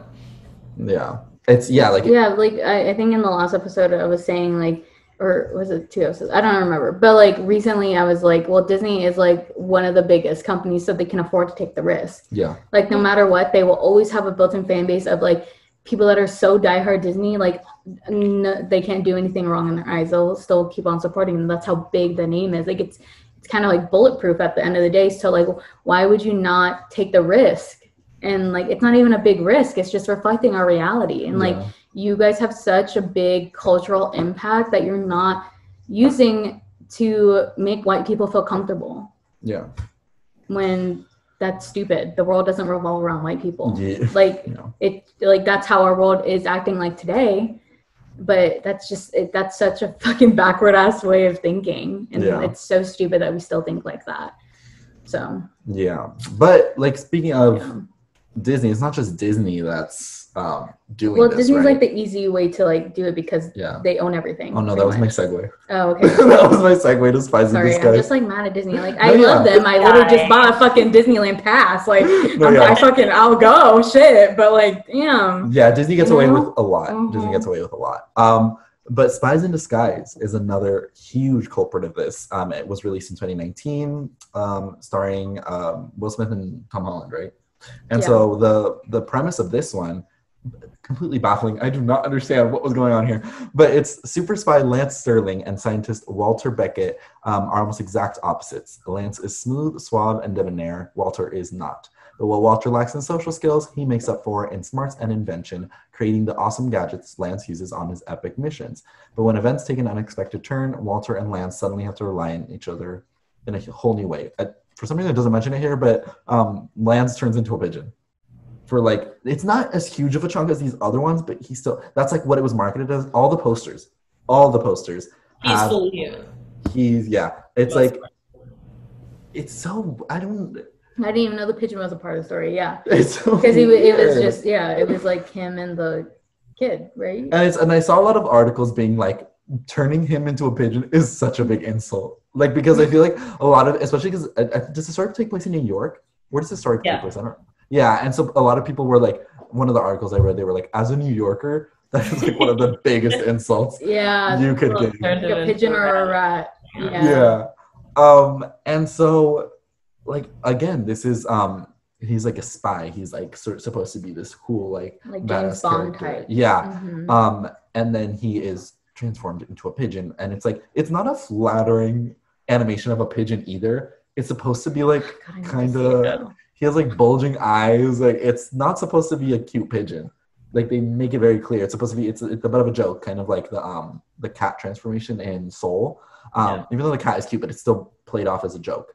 And again, like this is just pigeons. That's like a bird is not like the eyebrows. The fact that it has a bow tie on it is just sending me right now. What? Oh, there's like a little pig. Oh, see, it's such like you will miss it if you don't know what the movie is about. Yeah, I didn't even notice there's a pigeon on the poster because I think this is like when I was still going to movie theaters a lot. Yeah, I also feel like this story like doesn't need the element of this at all. I feel like it's still clearly they're so ugly. Like the pigeons are so ugly. Sorry, go ahead, Gabby. Like it doesn't. No, it really doesn't. And another way of undermining it and not doing the work. But this is why I think this is the worst out of the whole list, is because at least the other films had some substance. This movie has none. Like they try and it fails completely. So like I'll explain it a little bit more. So the whole point is Tom Holland's character wants to live in a world where we don't have to use weapons to like save the day. And Will Smith's character, that's the spy, he's like, yo, I want grenades. Violence helps. Like, I have to, by any means necessary, I will protect my people, protect my country, all that. So the first stereotype we have is just this violent, angry black man. Like, Tom Holland's character keeps making him out to be this vicious, violent person that doesn't need this. So, like, Tom Holland's character creates these just really soft gadgets, like, that are, like, glitter, cat stuff, and it's, in that way, I see, like, they're taking this aggressive black man and emasculating him, or softening him in a way that's digestible to the audience, but also Tom Holland's character.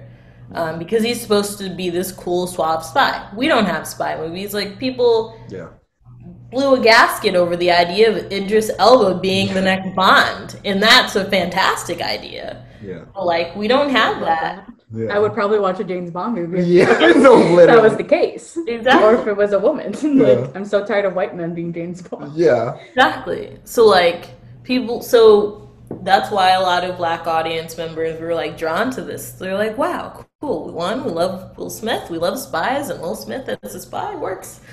Yeah. So, like, I think that it just undermines it. They make him out to be violent, and they don't explain really well why. And then we bring in our villain, who the first interaction with the villain in Will Smith's character is, you don't remember who I am? The villain does something, and basically the rest of the movie he spends parading around, again, more animated blackface, in Will Smith's character's skin, committing crimes as him. So it's like he's being a villain in his skin and, like, literally stealing his body again. And Will Smith's character goes on the run because everybody thinks it's him. Even though, back to back, he's a well-renowned spy who's done nothing but good things. And the minute something goes wrong, they do not believe him. Like, immediately. So yeah. So that's my big thing. That's like a trope. That's a big trope with, like, different movies. I feel like there's another movie that does that. Like, where it's like usually a person of color that their body gets taken over, and but they're, like, so high up on their job, like, they're, like what you're saying, like, well respected, but then as soon as they start doing something evil, it's like, oh no, it's like one evil thing. I feel like that's happened. It was, like, in a big movie. It's like kind of recently. I can't remember. It's probably like a superhero movie or something. The new Spider-Man movie? Was it? Where they know it's him now? It was like, I feel like it was in Man in Black or something. I don't know. Something like that. Like, I don't know. Well, by the way, I looked up right now because I was curious. But still, I never understood that. Regardless. Like, I'm just like, well, but it's like, it's a big plot. Like, it's so stupid. I hate that one. That's such a cheap thing. But I looked up right now because I wanted to know who wrote Spies in Disguise, and it is a white man to nobody's surprise. Brad Copeland. So who's Lloyd Taylor? I don't know. I pressed Lloyd Taylor, but nothing really comes up about Lloyd Taylor. I don't know if that's him. That is not. That's a bodybuilder. That is not the writer of Spies in Disguise. Maybe it is. Makes sense. There's this, again, like you guys were talking about, this weird white gaze going on. So now that you said that, like, there are multiple, and I had to remind myself, this is a child's movie, but multiple times you talk explicitly about, like, violence, but they, like, kind of sexualize him in a weird way, and that, you know, it's a stereotype too. Like, they really pay a lot of attention to his body when he is human.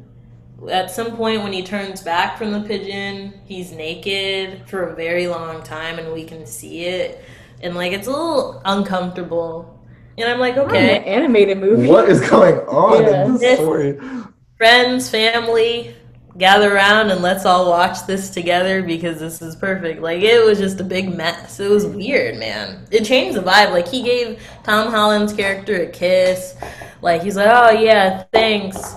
You say, like, I'm back in my body, my arms, my abs, let's make an obvious gesture. Like, they did that. And I was like, please. I just woke up. Like, it's too early for this. It was really just weird, man. I don't know. So, what was going on here? It's and like what you're describing is a story. It's so clear that this was a white writer because it's so blind to the elements that come into play when you have these stereotypes assigned to characters so like having Tom Holland's white character be the one that's like, I don't support violence, I'm the smart genius, I'm so innocent and pure. And then when you have the Will Smith's character, who is a black man, who, yes, he's a spy, so that you have that element of coolness, but you diminish all of that by making him be like outwardly against Tom Holland's character's want for nonviolence and making him be like, no, we need this. Where it's like, but no one was questioning that with like Captain America and Iron Man. Yeah, because like there's two white men fighting. Yeah. It's just so weird because it was so clear. It's so clear. Like people that deny that it's like a race issue is people are like, don't make everything about race. I mean, literally everything's about race. I don't know how to tell you this. Like if you don't know that, political. It's all political. It's all, even if you're not actively thinking about it. It's internalized bias. When you create something from your experience. When you're a white person without certain experiences, you're creating a certain image and you're regurgitating that back on screen, and we all have to watch it, and like it keeps getting put out. That's why I'm so against like this narrative that like Hollywood has, that like you're not allowed to critique people's things because it's so hard to get movies made and blah blah blah blah. I'm like, no, like then you're letting people get away with things, and like yes, it may have been like okay for the time frame, or like maybe it was okay within like the confines of your studio, but like when it's released to the real world, and like just because somebody's attached to like the film and television community, you should not have to feel like you can't share your opinion on it. Like that's just so idiotic to me. Like I just will never understand that. Like of course it is so hard to get a movie made and stuff, but you should be okay with criticism as long as it's not just people like blatantly shitting on your movie just for no reason. Like there is sometimes good reason to criticize something. Yeah, because none of anything that we're saying, this is not us trying to quote unquote, as people love to say, cancel. Yeah. We're not trying to cancel Disney. You can't cancel Disney. You can't cancel these big conglomerates. Like that's just not a way. The reason why we're saying what we're saying is to like call for a change. Like literally begging, pleading for like years.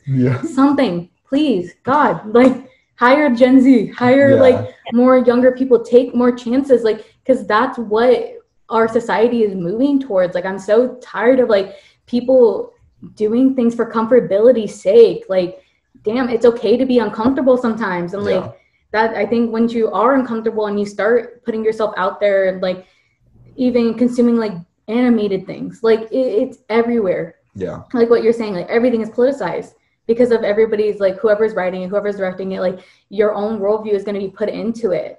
So it's okay to have disagreements with people, and people are so afraid of like doing that in fear of being canceled, which is so dumb. Like it's not canceling, it's just trying to keep somebody accountable. And oh my God. It's just wanting a conversation. And like I really like what you said. It's like you create something to be critiqued. If I didn't care about what I was watching, I wouldn't critique it if it didn't matter to me. Like I can be a fan. I love Princess and the Frog. I love it. Am I begging for scraps? Yes. But I'll take it because it's the first representation that I got. Like before her, the people that I related to the most, the princesses, Mulan. I loved Belle and Beauty and the Beast because she read books, and I was like, oh great. But like those are the people, Pocahontas, like these are the people that I latched on to.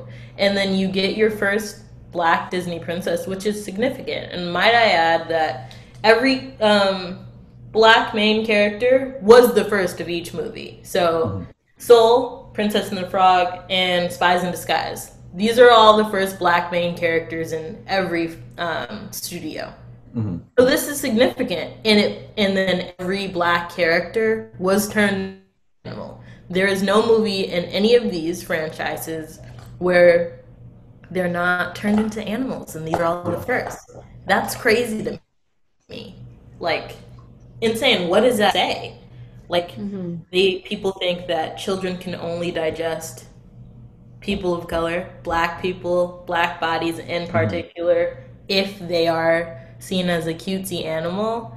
Like I don't get it. Like, it's not making sense and it's not adding up. And I'm critiquing it because I just want it to. I think there's not a problem with that. I think if you went out of your way to create something and it actually matters to you, you want a response to it. So like, try to have a conversation, but also I don't know, deliver something that's meaningful, that matters. Yeah. Because like you're saying, like I feel like the what they're using is they're saying, oh well, by turning them into these creatures, it's so that everyone can relate to them. But if you look at the history, that means the studios were expecting all these other kids of color, kids of different like races, sexualities, to identify with the straight white person for years. And so for you to say like, oh, it might be too hard for little white kids to identify with like a black princess, that's not fair. That's literally not fair. And so by turning them to a frog, into like a cat, a pigeon, like that's the message that you're sending. And it's not a coincidence that it's always like the first one, like the first black lead in Disney, Walt Disney Animation Studios. I don't know why that tripped me up so much. Was Tiana, and she got turned into the frog. The first one in Pixar was Joe's character in Soul, and he got turned into two things, not even just one. At this point, it's not even a coincidence. Like, it's literally he got turned into the soul thing first, and then he got turned into a cat. And then for Blue Sky Studios, which is still like a fairly new studio, the first one was Spies in Disguise. No, just kidding. Oh my God, they made Ice Age. Rio 2, both Rio movies, Ferdinand. So, I mean, they have a history of like animal movies, but it's just, I don't know. It's disappointing, I think. And again, like there's like elements of colorism, racism, like all of that going on. And for people to say like, oh, it's not that deep. We always say this, like, it's not that deep, but yes, it is. Like it has to be that deep, because if not, then like someone has to talk about it, you know? But then another big element that I wanted to bring up was that this is kids media, and kids absorb everything without critical, like I said earlier, they're not analyzing this, they're just watching this because the colors are pretty, and it's a kids movie, and it's animated, and they're still internalizing they are, and it's like it has lasting effects, whether, because like looking at our generation with the stuff we grew up with, just now we're realizing like, oh, that did not help me, that wasn't great for me to grow up with. And so like what Gabby was saying earlier, like you're grasping at straws to like relate to characters, especially as like a person of color. Like it's like what you said, like I remember I liked Belle growing up because she read books. Same. Like, oh my god, she's smart. Crazy. Like, and that's sad that like kids have had to, like people our age have had to like grow up and like grasp at straws, or like for me, like I was like, oh, Mulan, like she's Asian, like it's a definitely totally different Asian, way different culture, but like, oh, she's Asian, I like her.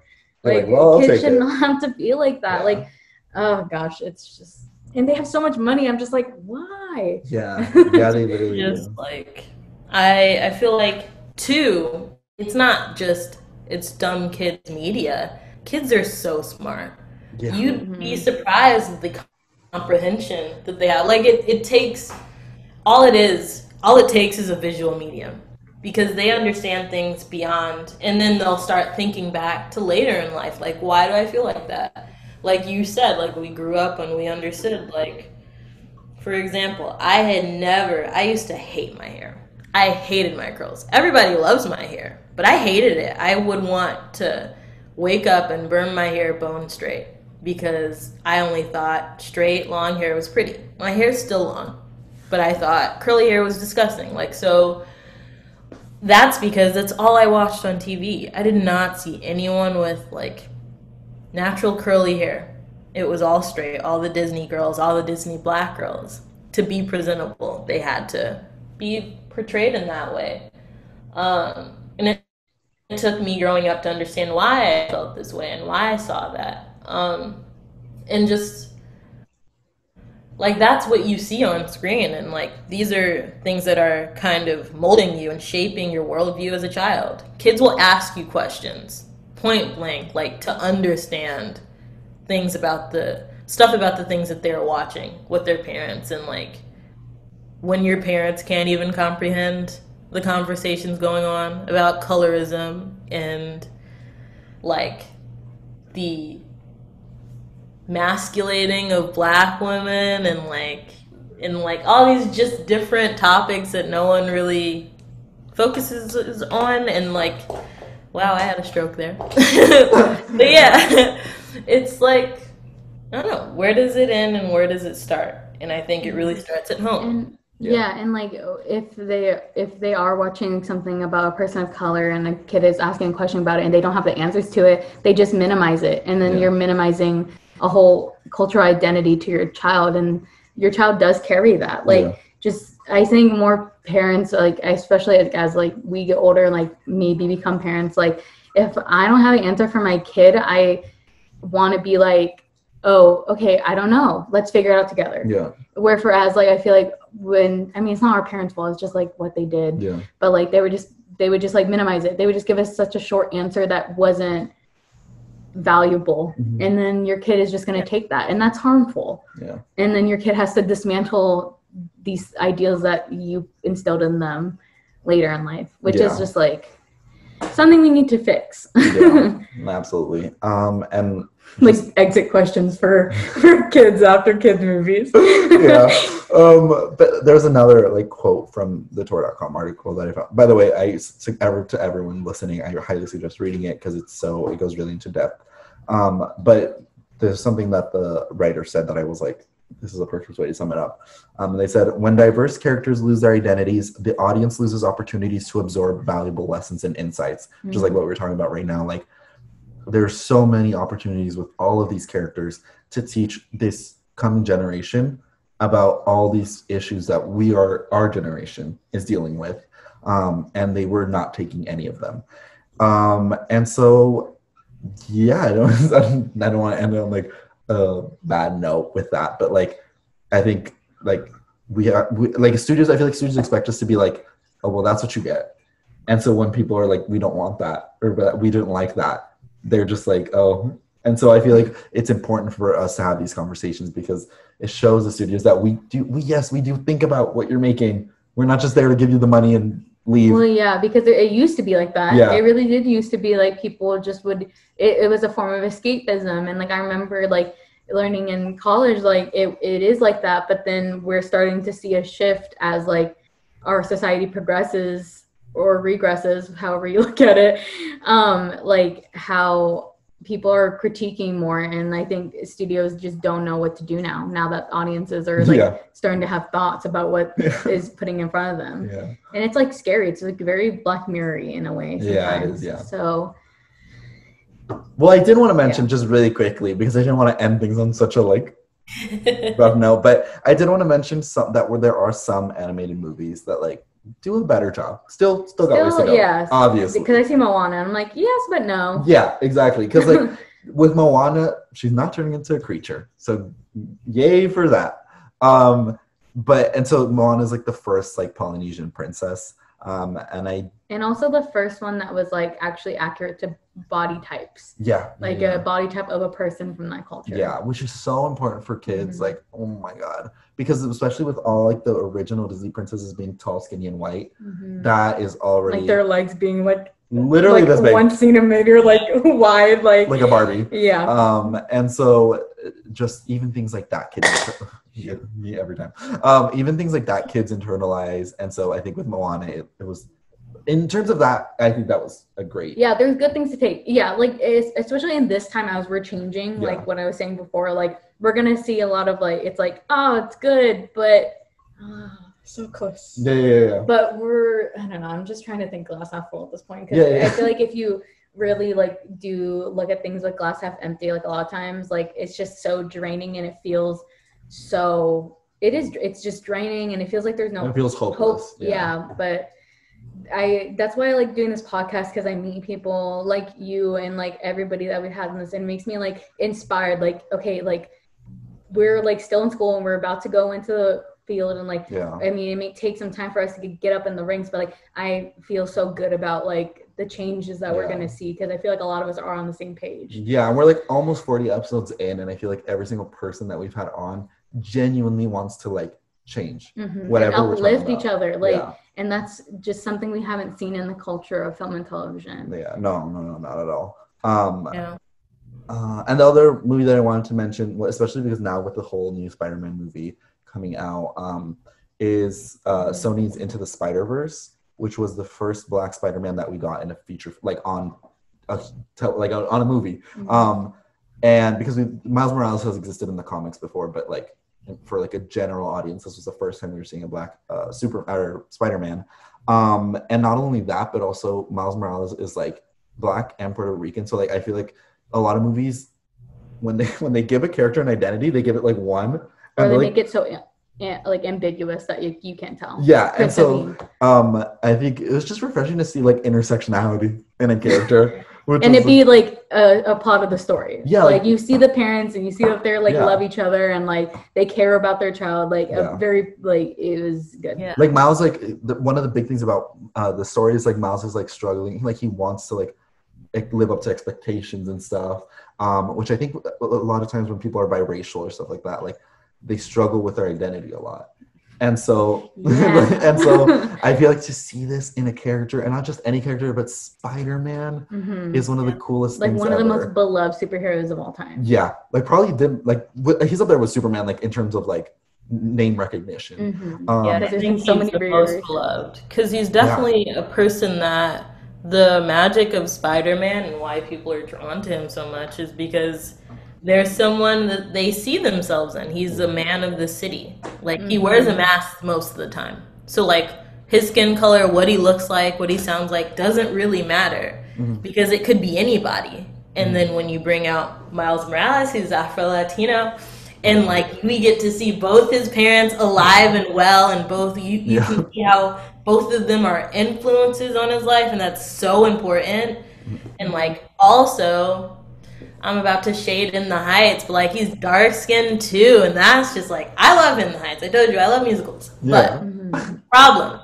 So like it's just so important to be able to see that, and like it just really I'm excited to see Miguel, the next one. I'm so excited. I'm just so excited to see all of them. They're just doing great. Next, make them live action. That's all I want. Just make them live action. That part. That's what I was going to bring up, because I feel like definitely a lot of studios do this, so it's like nothing new, but like they'll use things as quote unquote experiments to like test things with audiences to see if they can do certain things. I definitely think that because Into the Spider-Verse had the success that it had, like it got an Academy Award. That's huge. I think because of that is the only reason that we're getting this whole Spider-Man 3 multiverse plotline in the first place. Yeah. And so I think now is the time. Like, if this movie doesn't introduce Miles Morales, what are they doing? Because I think it's like the perfect opportunity, because this movie, we wouldn't be getting this movie if Into the Spider-Verse didn't exist. And the whole point of Into the Spider-Verse is like anyone can be Spider-Man. Like that's the whole point. And so I just love this movie. Such a good movie. It's such a good movie. But yeah, I just wanted to kind of mention, I mean, I'm sure there's a couple more, but I just want to mention some like ones where they didn't turn into animals and were like positive representations of communities. And so I think they were actually groundbreaking. Yeah. I want to drop Hair Love too, because pulling out all the stops with that too, and it's becoming a TV series. So so it's really cool, and that's another hopeful note is despite us like having to break it down and critique these things, I really do think it sets the ground. This is just bricks in the road to whatever else is going to come out. So even though there are some hits and misses in this list, I think like with Soul, they struggled with the body swapping, but they did bring to the forefront a really good taste and vision of Black culture. I think that's so important that you don't see that, and for it to be an animation, super important, because we really don't see that. So it's like you can celebrate the wins, but also acknowledge like the critiques as well, and like both can live simultaneously. So that's so hard for some people to understand. I know it, like that's what, because everyone just thinks you're supposed to, like you're trying to cancel everything, and it's just like no, like I'm just you can like things and also be like, there's a big issue with this. Yeah, like there's literally every media we consumed as children. So yeah. Anyways, that's all we have for today. I hope you guys enjoyed this episode. Gabby, where can people find you and any future projects that you will be working on if you want to plug your social media? Yeah, I am at that TV addict on both YouTube and Instagram. I'm probably gonna have a different channel where I post mainly like TV reviews, movie reviews, commentary, short films, and stuff like that. Yeah, and you'll find all that information at our Hollywood Instagram. We always post when our guests are on. We post all of the information on there. So at our.hollywood, you can find all of our past guests and where you can find them in case you want to check out their work. But yeah, thank you everyone for listening. Stay safe. Also, our 40th episode is next week. That's fun. And our birthday episode, no? Oh yeah. Oh wait. Wait, it's this one. No. Oh wait, this one. This one's the birthday one. Wait, are you sure? What? Oh no, I guess it'll be the next one because it was the 7th. No, so it's this one. That's this one. This one's airing on the 6th, unless we're counting the one. Well, I don't know why this is so hard for us to grab. I think it's because like this week has gone by us because we filmed 3 episodes in one week and that's never happened before. Yeah. Well, happy birthday, Our Hollywood. Yeah. I think. Maybe we'll do something pre-show. We'll figure something out in between. Yeah, because I'm so confused right now. Anyways, guys, thank you for listening, and we'll see you next week.